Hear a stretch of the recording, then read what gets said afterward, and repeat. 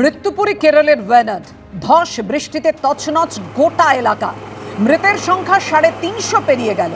চূড়ালমালা মুন্ডাক্কাইতে জোর কদমে চলছে উদ্ধার কাজ। আর এখনো ওয়েনাডের 300 জনের ওপর নিখোঁজ। এখনো পর্যন্ত 3000-এর বেশি মানুষকে উদ্ধার করা হয়েছে।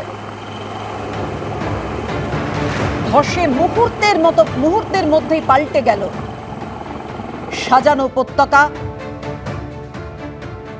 ওয়েনাডের চূড়ালমালা ও মুন্ডাক্কাই গ্রামে জোর কদমে তল্লাশি অভিযান চলছে। কাদামাটি সরালেই বিভিন্ন জায়গায় দেহ এবং দেহাংশ পাওয়া যাচ্ছে।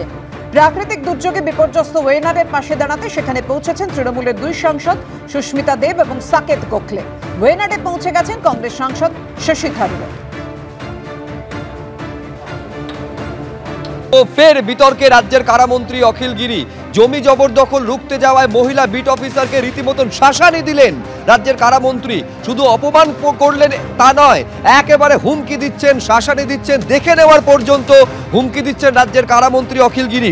এই কথা পর্যন্ত মহিলা বিট অফিসারকে উদ্দেশ্য করে কারামন্ত্রীকে বলতে শোনা গিয়েছে, আমাদের কর্মচারী মাথা নিচু করে কথা বলুন। আমি শুরুতে আপনাদের দেখাতে চাইবো ঠিক কি ভাষায় আঙুল উঁচিয়ে রাজ্যের কারামন্ত্রী একজন মহিলা বিট অফিসারকে ধমকাচ্ছেন, শাসাচ্ছেন, পেটানোর হুঁশিয়ারি দিচ্ছেন। দেখুন, স্যার নাইট ডিউটি করেছে আমার স্টাফ। যে দোকান না বসে নাইট ডিউটি নাইট আপনিই বলেছেন কে ছিল প্রদীপ কে নাইট ডিউটি করতে বলেছে স্যার? আপনি বলেছিলেন যে দোকান না বসে আপনি রাত্রি বেলা কেন কাটলেন আমি জানতে চাই। রাত্রি বেলা কেউ কাটেনি, এখনকার সময় কাটেছেন। কি বলেন কাটেনি? ম্যাডাম ওই মিথ্যা কথা বলছেন আপনি। হ্যাঁ ঠিক আছে, আর তোমরা রাত্রি বেলা যে বসিয়েছো কি বলছো? একজন ম্যাডাম মিথ্যা কথা বলছেন। আমি বারণ করে গেছি তাও বসিয়েছে দোকান। ভিডিও ফুটেজ আছে, রেড করতে পারলেন না। আমি তো বললাম বসবো, আপনাদের মাইনা হলো আমি বসবো না।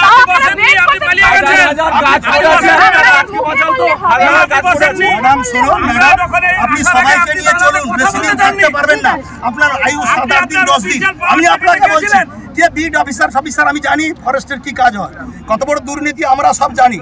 আমার জানি বিট অফিসারের বিরুদ্ধে কি আছে আমি জানি পাবলিকের। আমি কিন্তু ফাঁস করে দেবো সব বিধানসভায়। আপনি আমাকে চিনেন না, আমি ওই সমুদ্রে ওসব কথা বলবেন না আপনি আমাকে। আপনার সাথেও নেই, ওদের সাথেও পার্সোনাল নেই। আপনি এখানে থাকবেন না, ওরা থাকবে সারা বছর। এরা এখানে আতঙ্কের রাত্রিবেলা থাকে, জল মাথায় নিয়ে ওসব কথা বলবেন না। উনি কারো কথা শুনতে চান না।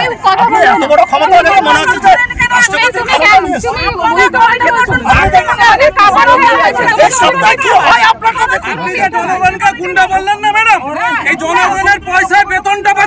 যে অনুগামীদের নিয়ে গিয়ে দল বেঁধে রাজ্যের কারামন্ত্রী যিনি আইন প্রণেতা, তিনি একজন বিট অফিসারকে, মহিলা বিট অফিসারকে কি ভাষায় হুমকি দিচ্ছেন, শাসাচ্ছেন, পেটানোর পর্যন্ত হুমকি দিচ্ছেন। 1 সপ্তাহের মধ্যে কি পরিণতি হয় দেখুন। এই ভাষায় হুমকি দিচ্ছেন রাজ্যের কারামন্ত্রী অখিল গিরি।